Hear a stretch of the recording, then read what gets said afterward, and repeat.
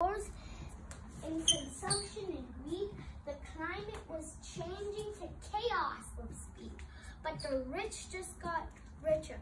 As cold smoke filled the skies, they made inside deals that would keep profits high.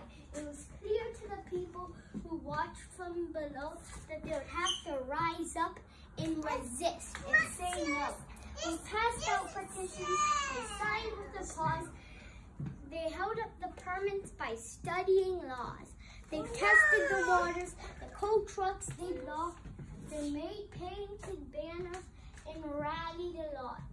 Some people resisted while others rebuilt the local economy, the soil and silt.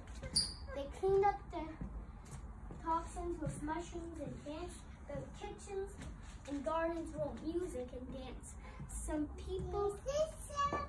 The fences came down. The fences came down. First peoples reclaimed the land that they've been missing, traditions and ways.